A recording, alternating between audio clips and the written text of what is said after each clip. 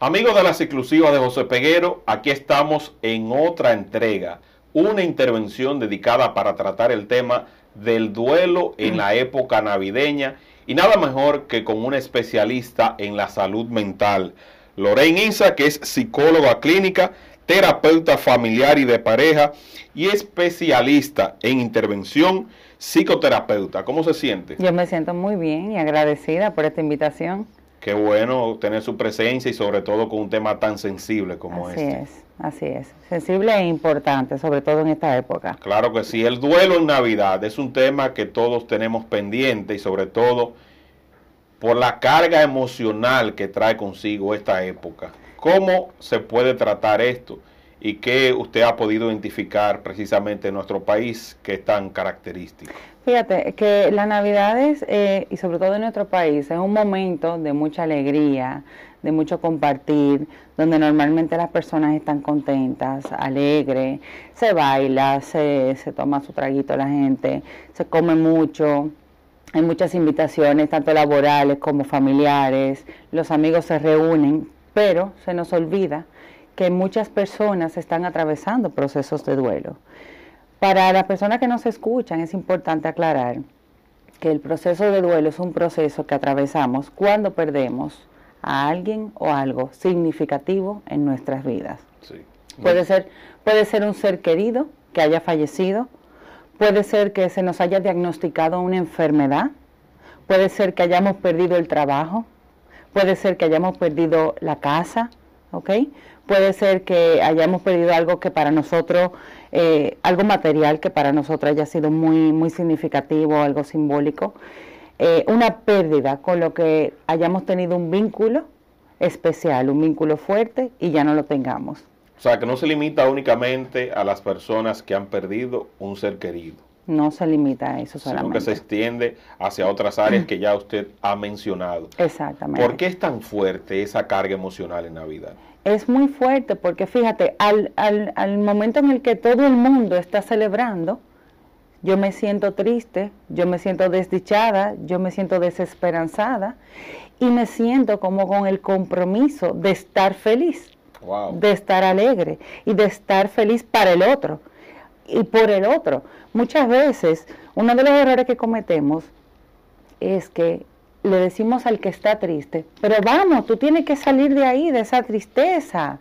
Fulano no le hubiera gustado verte así. Tú tienes que estar feliz y fuerte por tus hijos.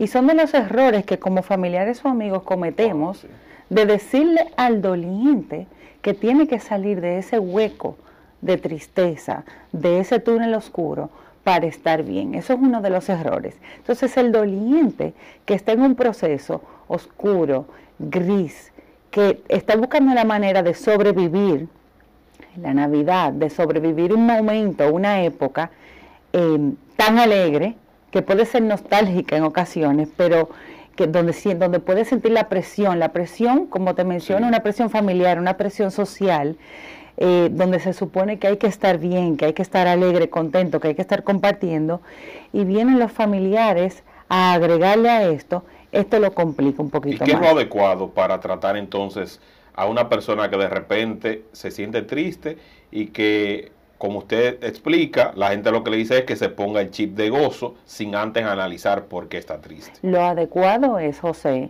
permitirle a la persona que está atravesando este proceso hacer lo que quiera hacer. Hacer lo que quiera. Lo que quiera hacer. Si se quiere quedar en su casa, arropado, viendo televisión, que se quede en su casa. En cuanto a las personas que han perdido a un ser querido, que casi siempre ocurre en algo trágico, cerca de la Navidad, se le queda ese mal sabor de que entienden que no pueden celebrar porque le estarían faltando a ese ser querido que se marchó. ¿Qué se puede hacer en esa situación? Entonces esa familia que ha tenido una tragedia, como lamentablemente ha sucedido en estos días cercanos, esa familia, si no siente que debe celebrar, pues esa familia no debe celebrar. Por memoria a su ser querido, eso debe respetarse. Entonces lo que el doliente quiera hacer debe respetarse.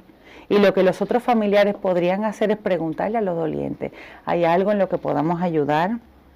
¿Tú quieres que traigamos algo? ¿Le podemos traer algo para que cenen? Eso le gustaría, Sí. Ponerse a la disposición de los dolientes, preguntarle en qué pueden ayudar. Eso sí sería algo beneficioso, pero no imponer y no sugerir. Imponer. ¿Qué podemos hacer con las personas que de repente se aíslan y que en medio del compartir familiar se encierran en una habitación y no quieren hablar con nadie? Eso es importante que tú le hayas preguntado, porque aún la persona doliente haya decidido ir al compartir o a la cena familiar, Sí. en algún momento de la noche puede que lo visite la tristeza, porque la tristeza es un sentimiento que va a venir y nos va a visitar. La tristeza y todos los sentimientos no son ni malos ni son buenos, simplemente nos visitan, ¿ok? Entonces en cualquier momento del día, de la noche, de la semana, nos visitan y lo que tenemos que hacer es abrazarlo y vivirlo. Entonces ese doliente que se sintió triste, lo ideal es que vaya a un lugar tranquilo a vivir ese dolor, a abrazar esa tristeza y a llorarla. Y lo que hay que hacer es respetar ese momento privado de esa persona. De esa persona, no molestarla, No ir que a tiene que tocarte. salir, Exacto. de que ya tú estás interrumpiendo la fórmula dinámica, de que ya tú quieres romper con esto y que tú estás causando un malestar a los demás y que por ti entonces vas a aguar la fiesta. Exactamente, ¿qué es lo que usualmente sucede? Eso que tú acabas de describir, eso es lo que usualmente sucede en las fiestas familiares, buscando la forma de mantener una dinámica, la armonía de la familia, y se le carga de tensión a ese doliente. Eso es lo que no se debe hacer. Lo que hay que hacer es permitirle ese espacio a esa persona y, si se puede, darle un toquecito a la puerta y preguntar, ¿hay algo que tú necesitas? Estoy aquí para ti. Claro. En cuanto al alcohol se refiere, es una época donde se bebe mucho, donde la gente, incluso hasta el que no tenía pensado, se da un trago de cualquier bebida, de ron, de lo que sea. ¿Tú le dices por ti eso? Bueno, sí, hasta el que no bebe en esta época, bueno, hasta el que no bebe le regalan para que beba, porque es una época donde la gente casi siempre lo hace. El componente del alcohol, ¿cómo influye en el comportamiento de los individuos y en una posible depresión? Mira qué interesante, el alcohol es un depresor, ¿ok? Entonces, el efecto del alcohol en una primera etapa puede provocarte inhibición, puede provocarte una sensación de bienestar, pero en otra etapa el alcohol lo que le hace al cerebro es que lo deprime y te hunde un poquito más en esa tristeza. No es positivo. Lo que sucede es que cuando estamos atravesando un proceso como este, si no elaboramos los sentimientos, si no externamos, expresamos ese dolor de una manera sana, llorando, hablando, escribiendo, compartiendo el dolor con los familiares, yendo a terapia cuando sintamos que es necesario, entonces comenzamos a buscar otras salidas, otros escapes. Y es cuando las personas comienzan a querer anestesiar ese dolor emocional con otras conductas como el consumo de alcohol. Porque lo que hace el alcohol, lo que hace es, como otras sustancias, anestesiar el dolor, pero lo hace momentáneamente.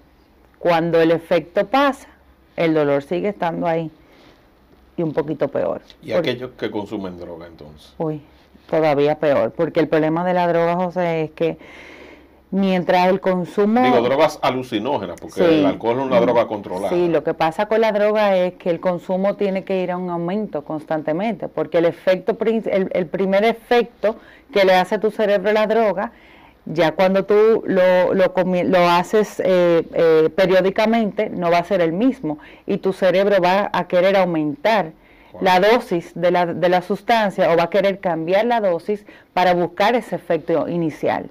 Y por eso es que va a ir siempre en aumento o cambiando de sustancia, para buscar ese efecto inicial que le provoca a tu cerebro. Por eso es que es peligroso el consumo de sustancias. Y entonces, ¿cómo una familia se enfrenta a esta situación de que de repente es en Navidad que se da cuenta que hay un adicto al alcohol o a otra sustancia, y justamente eso, pues entonces le cae de golpe a la familia de que tiene que lidiar con esa situación? ¿Cuál es el abordaje que debe hacer una familia que identifica que uno de sus miembros ya tiene las puertas a una adicción? Mira, ya ahí nos estamos metiendo en otro tema, el tema de las adicciones, que es un tema muy profundo e interesante. Hay especialistas en el área de la adicción que abordan esos temas de manera espectacular. Ahora, para ver si puedo responder esa pregunta, usualmente las terapias familiares funcionan mucho para abordar estos temas. La familia debe involucrarse en el proceso de adicción, para trabajar a un adicto.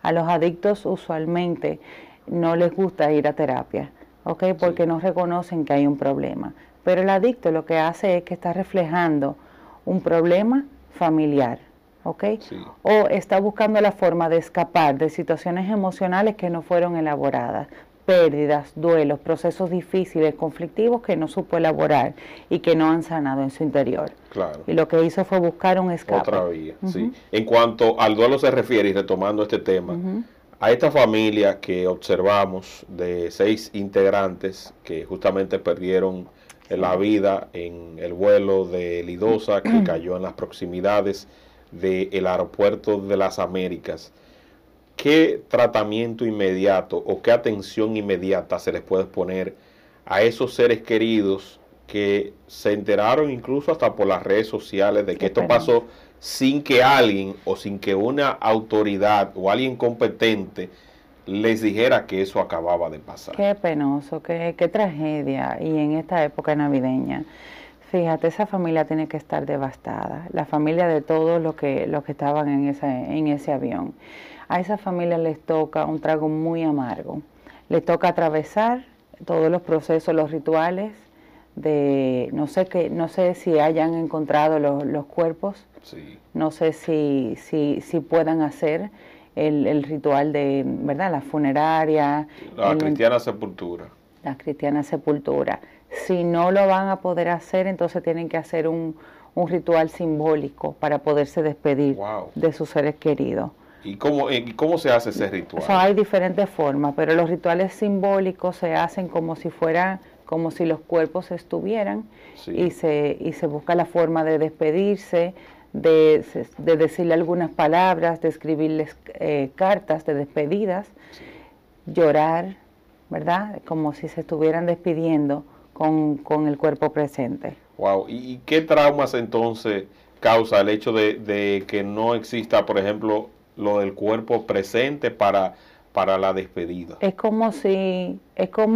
Son de las pérdidas más difíciles, porque es como la pérdida de cuando se desaparece un familiar. Ay, sí. Que tú no sabes realmente si está vivo o no está vivo. En este caso, bueno, hay evidencia de que sí, de que hubo un accidente y falleció, pero no lo puedes ver, no te puedes despedir. Es un poquito más difícil para la familia darse cuenta, porque no pudieron ver al ser querido fallecido, sin vida. Es un poquito más difícil. ¿Y cómo debe ser el abordaje para los niños? Muy buena pregunta. Porque eso es un poco delicado, a veces la gente tiende a ocultar, a decir esto. ¿Se debe tratar inmediatamente con la realidad al niño, aunque le duela, o vamos a hacerle un cuento para explicárselo más adelante? Mira, eso es excelente pregunta, porque no solo con los niños, lo que voy a decir incluye a los niños, a los envejecientes y a los enfermos mentales o discapacitados mentales. Hay que decirles la verdad. Los niños son muy perceptivos, al igual que los envejecientes y discapacitados mentales. Se dan cuenta del movimiento familiar, se dan cuenta de que hay algo que está sucediendo, de que hay tristeza, de que está pasando algo en la familia. A los niños se le habla la verdad. Mira, tía fulana estaba en un avión, el avión se cayó, ¿ok? Y tía fulana ahora murió, ¿ok? Entonces, cuando las personas mueren, dejan de respirar, dejan de sentir, dejan de escuchar, dejan de ver. Se le habla de la muerte a través de los sentidos, para que puedan entender, sobre todo si son menores de 5 años. Menores de 5, sí. Pero después si no se explica a tiempo, después tiene su secuela en la adultez, cuando ya esos niños entonces por cuenta propia se dan cuenta de la realidad. Claro, la principal secuela es el resentimiento, porque tú no me lo dijiste. Wow. ¿Por qué no me lo dijiste? Y no le dan, lo que pasa es que si no le explican la verdad, no le dan el permiso al niño de vivir su propio proceso de duelo. Entonces, el niño tiene el derecho de atravesar el duelo. A veces los adultos queremos ocultarle la verdad y es buscando la forma de evitarle al niño el dolor. Sí. Pero el niño tiene que atravesar su proceso. Tiene que atravesar su dolor para sanar. Para sanar. Para sanar. El proceso de duelo. Entonces, cuando se posterga es peor. Peor completamente. El proceso de duelo, José, sana cuando lo vivimos. Sana cuando lo lloramos, cuando tocamos la herida. Si guardamos la herida y tratamos de hacernos los fuertes y guardamos las lágrimas, lo que pasa es que se posterga. Wow. No se elimina, no. Se guarda y se posterga. Y es acumulativo. El duelo es acumulativo, como los traumas. Sí. Si yo no trabajo un trauma o un proceso de duelo, se te va sumando. Se me va sumando. O sea, tú vas creando monstruos, pequeñas islas que te van causando daño. Exactamente. O sea, no superaste esto, se te murió tu mamá, tú no te detuviste a llorarla como quisiste, estabas trabajando mucho, estabas fuera del país, se te quedó tu mamá. Pero después entonces sucede que un tío o alguien que tú querías mucho, entonces le pasa, entonces cada uno de esos se va creando como una isla aparte de dolor. Y de repente estás tú deprimido y dices, pero yo no sé por qué yo estoy deprimido. Sí, gente que no encuentra la felicidad. Y entonces ahí tenemos que comenzar a indagar qué ha pasado en el trayecto de tu vida y comenzamos a encontrar todas las pérdidas que ha habido que no han sido elaboradas. Entonces se diseña usted como una especialista en la materia, entonces un plan para abordar esos temas uno a uno e irlos superando. Correcto, un plan de intervención para ir sanando todos los procesos que han podido ser traumáticos, los duelos, las pérdidas que hay que sanar, heridas emocionales que hay que sanar, que puede ser desde la infancia. Desde la infancia. ¿Usted utiliza la hipnosis para eso también? No la utilizo, pero tengo colegas que sí la utilizan. Que sí la utilizan. Sí. En cuanto a las personas que tienen un familiar con una enfermedad terminal, que va muriendo lentamente y que llega a esta época y no han recibido, los que atienden a ese enfermo no tienen ninguna atención.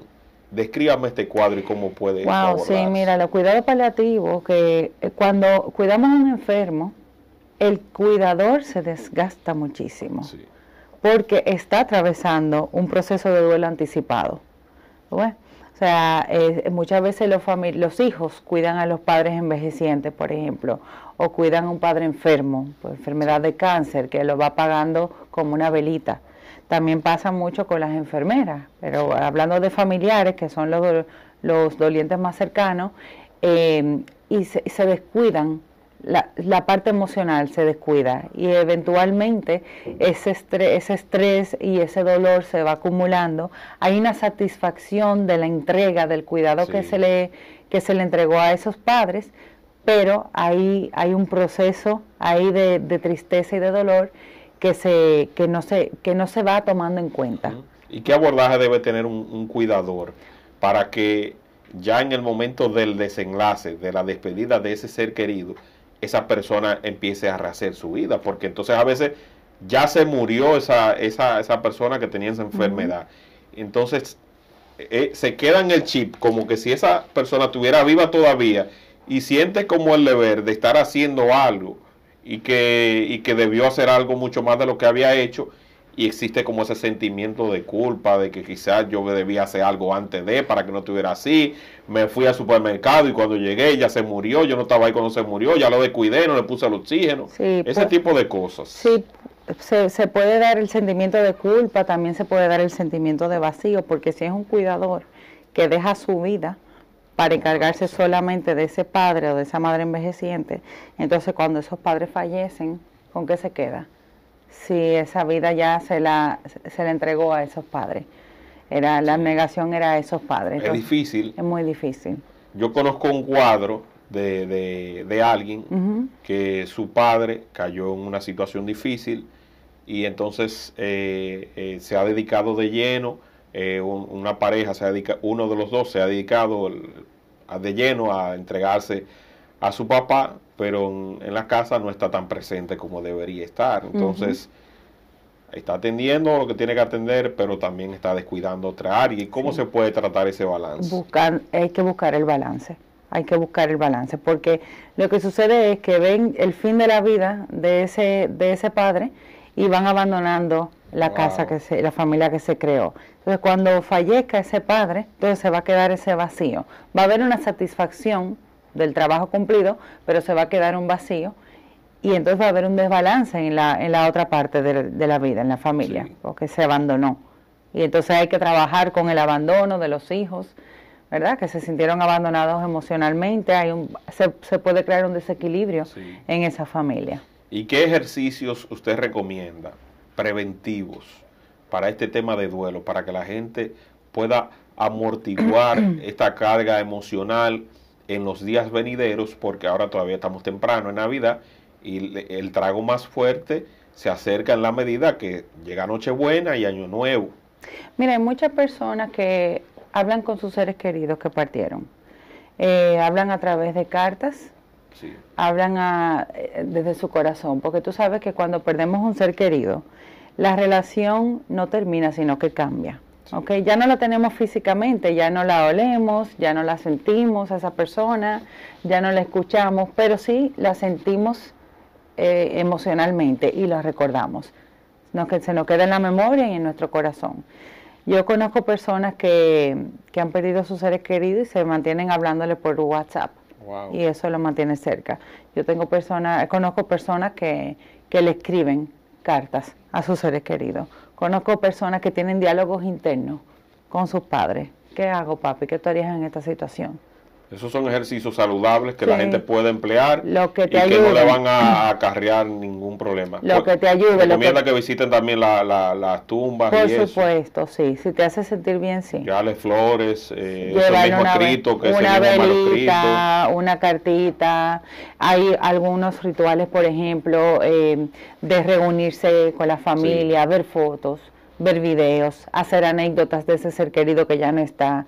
Llorar, reír, porque con las anécdotas tú vas a llorar, porque vas a sentir la falta, y ese abuelo, ese padre, esa madre que ya no está, te va a causar una tristeza, porque vas a sentir esa falta y ese vacío. Pero al mismo tiempo hay anécdotas que te van a dar risa, por lo jocoso que era el abuelo, por los chistes que hacía, y entonces tú vas a sentir ganas de reír y ganas de llorar, y ambas cosas están bien. Sí, o sea, que es válido que se tengan esos sentimientos. Es válido. Y es importante también decir que en el proceso de duelo es como un sube y baja emocional. Vamos a tener emociones de diferentes tipos, vamos a tener rabia, tristeza, vamos a sentir culpa, vamos a sentir también momentos de alegría, donde vamos a distraernos, nos vamos a relacionar con amigos y nos vamos a sentir bien.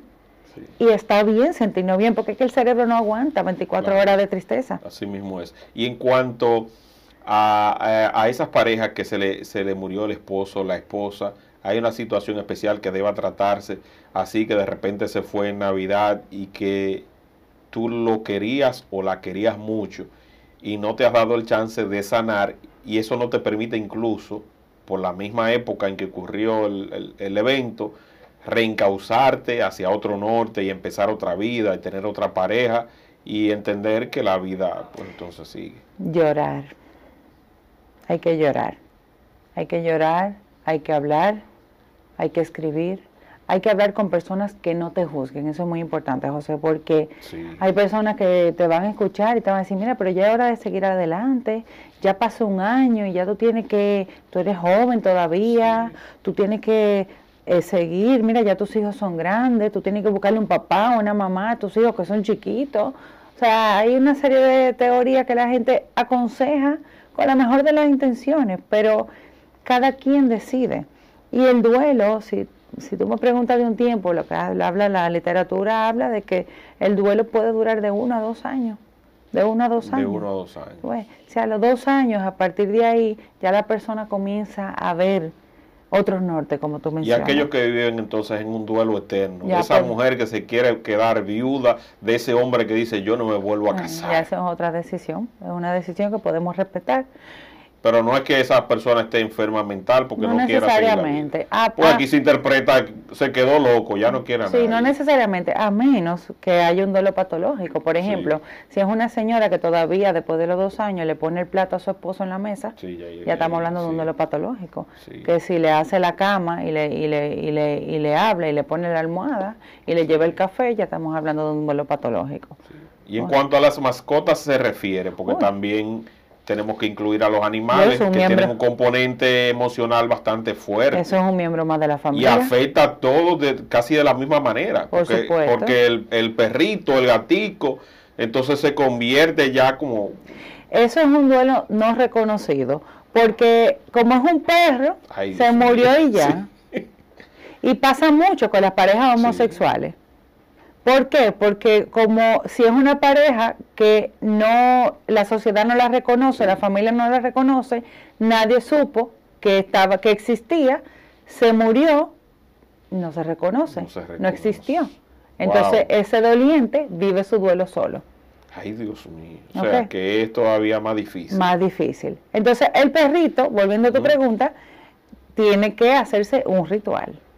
Llorarse, pasársele la mano, despedirse y enterrarlo. Bueno, yo no le perdono a mi mamá una vez que había un cerdo en mi casa que se llamaba Sandy. Yo jugaba con Sandy en el patio y brincábamos y todo, y de repente un día Sandy desapareció. Y Sandy desapareció por un motivo, y es que mi mamá lo había vendido y mataron a Sandy para hacer carne. Ay, entonces yo me quedé con ese dolor de Sandy, y para mi mamá, o sea, yo solo reclamaba, porque Sandy era para mí un ser querido. Pero claro que sí. Entonces esa era como una mascota de la casa, fue creciendo, ya llegó, se puso tan grande, llegó a la Navidad y hubo que salir de Sandy. Claro. Pero yo entonces de ahí le tomé mucha pena. Claro. Y después para enlazarme con la carne de cerdo fue un proceso, porque me acordaba siempre de Sandy. Claro que sí, claro que Dios sí. Mío, y yo te voy a hacer una pregunta, ¿tú comes cerdo? Yo como cerdo, después se me olvidó. Pero entonces mira lo que me pasa, que el otro día fui a una lechonera y había un cerdo tan tierno y tan chiquito que cuando llegué, que yo me acordé de nuevo de Sandy. Mira. Entonces vi ese cerdito tan tierno y tan bonito que lo están haciendo y dije, pero esto es un criminal, me fui de ahí y no compré nada. Muy bien. Me fui. Yo no como cerdo, por eso. Entonces me fui porque me acordé de Sandy, vi el cerdito tan tierno, tan chiquitico, y yo dije, no, pero esto es un crimen. No, ¿y cómo hay gente que se come un cerdito? Sí, yo te entiendo, yo no como cerdo porque yo he visto todos esos videos y yo no quiero ser parte de ese crimen, gracias. Sí, que te entiendo. Entonces me llegó a pasar eso, entonces como que, oye, me se interrumpió. Y pasa a veces también que el papá, o por X razón, no pueden tener el animalito en la casa, se lo llevan y le dicen al niño que desapareció y que ya que el perrito se perdió. Eso es un duelo también. Exactamente. Pasa mucho no solo con los perritos. Dicen que el perrito se perdió y lo ocultan. Sí. Eso es un daño fatal. Para esos niños, bueno, ya que tú relataste algo personal, a mí me pasó. Yo tengo duelos no resueltos con 2 mascotas. Ay, Dios no mío. Me dejaron despedirme, 2 perritos también. Que los regalaron. Todavía los lloro, claro que sí. Entonces, eso pasa con los niños. Entonces, se quedan con duelos no resueltos y a lo largo de la vida se queda como una nostalgia por esos animalitos que no pudieron, de los cuales no pudieron despedirse.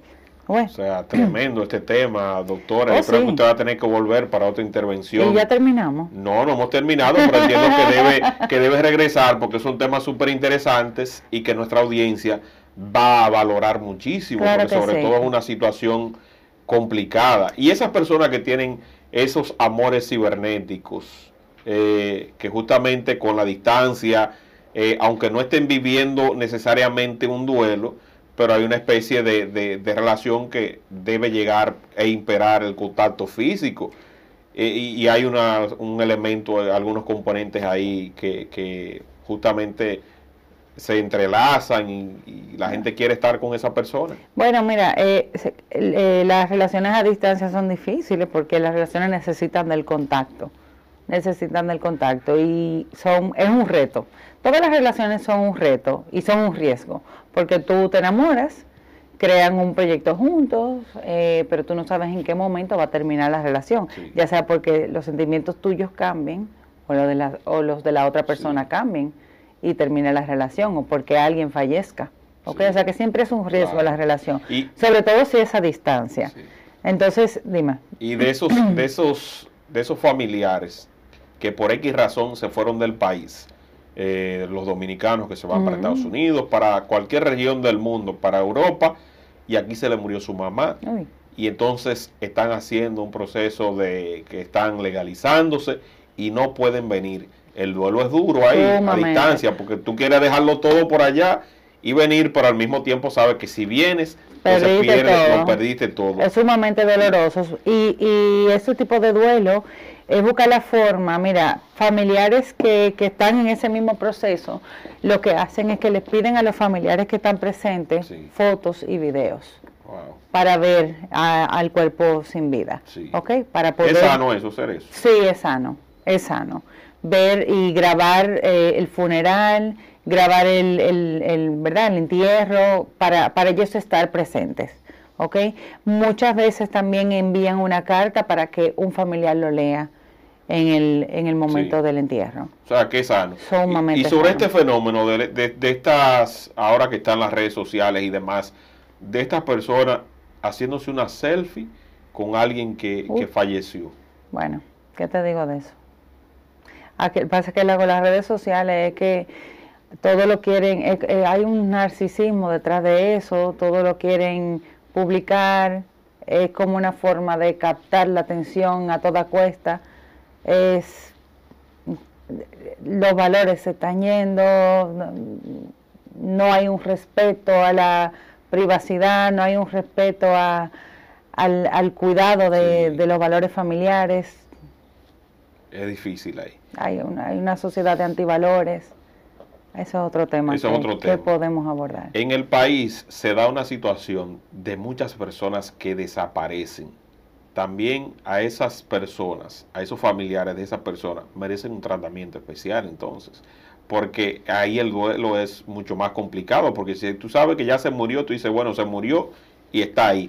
Pero a esos que justamente en esta sociedad, en este instante, no han podido encontrar a un familiar de 5, 10, 12 años, ¿cómo debe tratarse a una persona que ya es un desaparecido, el que justamente no está en la familia? Mira, cuando hay un desaparecido, es un duelo que... Los duelos no cierran, ¿bien? Rosa Mariana Brea, en su libro Comprendiendo el duelo en el siglo XXI, habla precisamente de eso, de que el duelo se atraviesa, pero se mantiene vivo, es dinámico. Lo que quiere decir es que uno lo elabora, pero en situaciones especiales se reactiva el sentimiento, especialmente cuando hay situaciones de desaparición. Cuando hay situaciones de desaparición donde tú no tienes la oportunidad de enterrar, de ver que ciertamente esa persona falleció, tú no sabes si sigue vivo, tú no sabes si se fue del país, tú no sabes qué fue lo que sucedió. Wow. O sea, hay una incertidumbre. Tú no hiciste un cierre. ¿Ok?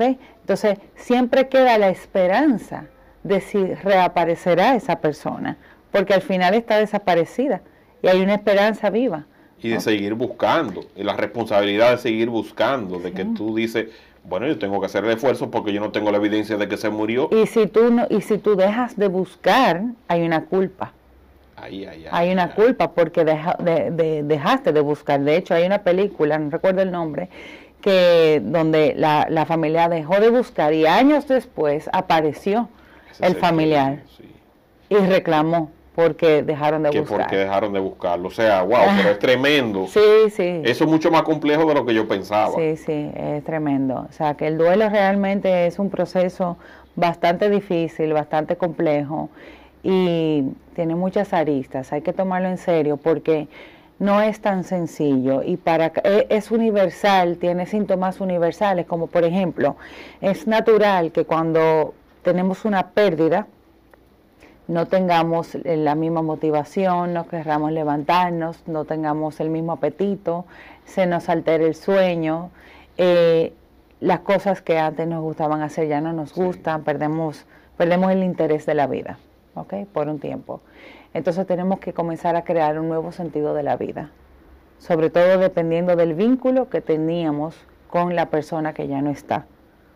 Entonces ese proceso que nos toca atravesar es un proceso que aunque tenemos síntomas similares con otras personas, cada quien lo vive de manera diferente y en tiempos diferentes. Wow.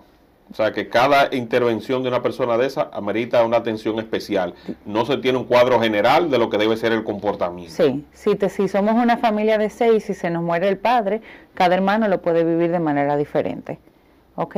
Y lo que quiere decir es que si hay una hermana que no llora, entonces puede ser juzgada por el resto de la familia. A esa hermana hay que respetar que no lo vive de esa manera. Que no lo vive de esa manera. Y claro, y respetar también el hecho de que alguien se quiera reactivar en su vida y reencauzarse lo antes posible y dejar el duelo. Ya se murió X persona, murió papá, murió mamá. Lloramos un mes, pero de ahí en adelante la vida sigue igual. Exacto, si se quiere ir de fiesta el próximo mes, que se vaya de fiesta, y eso también hay que respetarlo. Si va vamos a decir, al cementerio y no quiere volver, pues también hay que respetarlo. Si quiere ir todos los días al cementerio a hablar con el padre, pues entonces se respeta también, porque cada quien lo vive de manera diferente. Y eso, que el factor clave, según lo que usted expresa, y perdón que le interrumpa, es el respeto a lo que cada cual concibe de lo que debe ser su responsabilidad emocional en cuanto al duelo se refiere. Eso es así. O sea, que cada uno lo vive de una manera distinta y que no podemos asociarnos a lo que debe ser un comportamiento colectivo de lo que debería ser el patrón general. Correctamente. Lo que sí se puede proponer son actividades familiares de anécdotas, como mencioné ahorita, de vamos a hablar de este ser querido, vamos a compartir fotos, dentro de los rituales, por ejemplo, se puede tener una cajita de recuerdos, sobre todo si hay niños en la casa, de recuerdos de ese ser querido que ya no está, y se ponen fotos, se ponen los espejuelos, se ponen el monedero de esa persona, ¿verdad? Algunos objetos que sean simbólicos, que sean significativos para la familia. Lo que más utilizaba esa persona son una cajita de recuerdo que para los niños, para los familiares sean importantes. Eso es un ritual que se puede hacer, pero lo que más funciona para liberar el dolor y para compartir la tristeza es hablar de ese ser querido, reunirse en familia para compartir el dolor. Es de los rituales que más resultados dan. Claro, porque mientras se comparte, la tristeza se aligera. Sí, claro, ¿no? Y ahí mismo después va surgiendo ya ese sentimiento de ese alivio. Entonces van surgiendo otras conversaciones y ya se va dejando de lado el sufrimiento tan profundo que marcó esa situación. Sí, porque en la medida en la que va pasando el tiempo, no es que nos deja de hacer falta. Siempre esa persona, en fechas especiales, por ejemplo, hay un síndrome que es el síndrome de aniversario, que pasa, por ejemplo, en fechas como estas de Navidad, que vienen los días de los padres, el día de la madre, los 24 de diciembre, 31 de diciembre. El síndrome de aniversario reactiva el dolor de la pérdida. ¿Okay? Por eso que al principio tú me hacías esa pregunta, ¿por qué? ¿Qué es lo que pasa en esta fecha? Que la gente se pone nostálgica, y es eso, que se reactiva el dolor. No quiere decir que tú no atravesaste tu duelo de manera adecuada. Probablemente sí lo atravesaste, pero naturalmente se reactiva el dolor, porque es que el duelo no termina nunca. Tú aprendes a vivir con la pérdida, tú aprendes a vivir con el dolor. Lo que pasa es que el dolor deja de ser tan intenso como al principio, y tú comienzas a recordar a esa persona con mayor paz, con mayor tranquilidad, y comienzas a integrar la pérdida, sientes la tristeza, sientes el vacío, sientes la ausencia, pero lo vas recordando con mayor paz, con mayor tranquilidad, con alegrías, recuerda las cosas bonitas de la relación, hasta que va pasando el tiempo y lo llevas contigo. Y ese sentimiento de culpa, de que, por ejemplo, en un accidente de tránsito, tú estabas con alguien y tú no le recomendaste que se pusiera el cinturón, de que, por ejemplo, no tomara alcohol, y ocurrió la tragedia y después tú dijiste, pude haber evitado eso y no lo hice. Claro. ¿Cómo esa persona debe tratarse? Sí, usualmente cuando el que va manejando es el que queda vivo, la culpa del sobreviviente, o cualquiera que quede vivo, eso se llama la culpa del sobreviviente. Cuando todos fallecen, menos el que queda vivo. Y se siente culpable precisamente por quedar vivo. ¿Por qué quedé vivo yo? ¿Por qué no morí junto con los otros? ¿Cuál es el propósito? Debí haber muerto también, y todos los pensamientos que llegan, eso es un proceso también muchas veces hay que trabajarlo, porque la culpa es un sentimiento que invalida mucho y que nos detiene y nos hunde. Entonces muchas veces hay que ir a terapia. Tiene un componente depresivo tóxico. Sí, La culpa. sí. Cuando hay culpa que se extiende en el tiempo y que no disminuye, que no se difumina, hay que ir a terapia a trabajarla. Qué bueno. Bueno, doctora, agradecerle por su tiempo. Doctora Isa, de verdad que para mí ha sido un placer conversar con usted. Una conversación exquisita que yo sé que va a rendir muchos frutos a las personas que justamente están disfrutando de esta entrega especial a propósito de la época navideña y tratando un tema como el duelo que nos afecta tanto justamente por el ambiente festivo en el que nos desenvolvemos. Así que reiterar la invitación a ustedes para que pasen a las redes de la doctora Isa y así puedan, Lorraine Isa, para que puedan entonces darle seguimiento especial a ella y también para que se puedan consultar a través del Centro Vida y Familia, que allí ella les va a recibir con los brazos abiertos para tratar estos temas. ¿Alguna última recomendación a nuestra audiencia? Sí, abrazar la tristeza, vivir el dolor, tratar de compartir con los seres queridos y si sienten la necesidad de estar tranquilos en casa, respetar ese momento de soledad y darse la oportunidad de intentar salir, de intentar compartir. Si se quieren ir, pues devolverse. ¿Ok? Si hay personas que quieren dar esos consejos de, mira, tú tienes que ser fuerte, tú tienes que hacerlo por tu familia, darle las gracias y decir, mira, no es un momento de ser fuerte, es un momento de llorar, es un momento de estar vulnerables. Esto va a pasar, pero ahora mismo hay que vivir el dolor. El dolor, así mismo es. Recuerden compartir este contenido para que siga llegando a mucho más personas y se los agradeceremos mucho. Nos reencontramos en una próxima oportunidad. Bye, bye.